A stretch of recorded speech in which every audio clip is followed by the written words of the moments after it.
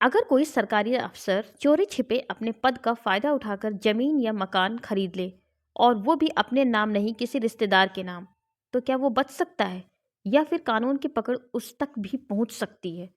तो फ्रेंड्स, आज हम बात करेंगे बीएनएस यानी कि भारतीय न्याय संहिता की धारा 203 के बारे में, जो सीधे सीधे ऐसे भ्रष्टाचार पर वार करती है।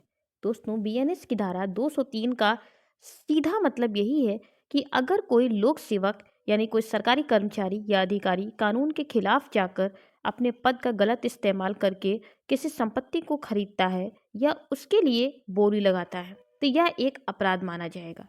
अब सबसे पहले ये समझ, तो लोक सेवक मतलब पुलिस कर्मचारी, पटवारी, तहसीलदार, क्लर्क, सरकारी शिक्षक, नगर निगम कर्मचारी और सरकार के अधीन काम करने वाला हर कर्मचारी। यानी साफ शब्दों में जो व्यक्ति सरकार की नौकरी करता है वही लोक सेवक होता है। अब समझते हैं अवैध रूप से संपत्ति खरीदने का मतलब क्या है।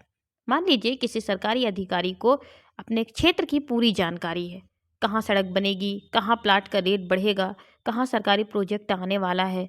अगर वह इसी जानकारी का फायदा उठाकर खुद के नाम या पत्नी, भाई, दोस्त या रिश्तेदार के नाम जमीन या मकान खरीद लेता है, तो यह एक अवैध संपत्ति क्रय कहलाएगा। कई लोग सोचते हैं कि अगर अपने नाम पर नहीं लिया तो कानून कुछ नहीं कर पाएगा, लेकिन धारा 203 साफ कहती है कि चाहे अपने नाम पर खरीदो या किसी और के नाम पर या मिलकर खरीदो, हर हाल में यह अपराध ही रहेगा, क्योंकि यहाँ मुद्दा नाम का नहीं, नियत और पद के दुरुपयोग का है। अब इसे एक आसान और साधारण उदाहरण से समझते हैं।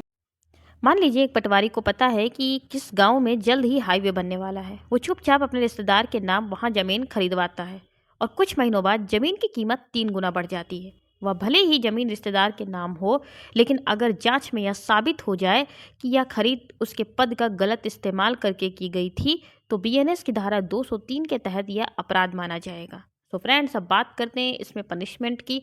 तो इसमें पनिशमेंट है 2 साल तक की जेल या फिर जुर्माना, या दोनों हो सकते हैं। इतना ही नहीं, अगर अवैध तरीके से संपत्ति खरीदी गई है तो वह संपत्ति सरकार द्वारा जब्त भी की जा सकती है।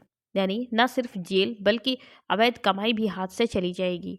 तो यह कानून इसलिए बनाया गया है ताकि कोई सरकारी कर्मचारी अपने पद का गलत इस्तेमाल न कर सके, क्योंकि सरकारी नौकरी ताकत नहीं बल्कि जिम्मेदारी है।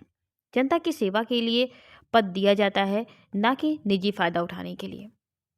तो बीएनएस की धारा 203 सरकारी भ्रष्टाचार पर सीधा प्रहार करती है और यह संदेश देती है कि कानून की नज़र में सब बराबर है, चाहे आम आदमी हो या बड़ा अफसर। अगर गलत काम करेगा तो सजा जरूर मिलेगी। अब सवाल आपसे है कि क्या सरकारी अफसरों पर यह सख्त कानून होना चाहिए, और अगर आपको कहीं ऐसा भ्रष्टाचार दिखे तो क्या आप उसकी शिकायत करेंगे? प्लीज़ कमेंट बॉक्स में कमेंट जरूर करें। और ऐसी ही कानून से जुड़ी हुई जानकारी आसान भाषा में जानने के लिए हमारे एडवोकेट्स अड्डा को सब्सक्राइब करें। फिर मिलते हैं ऐसे ही किसी नई जानकारी के साथ। Thank you.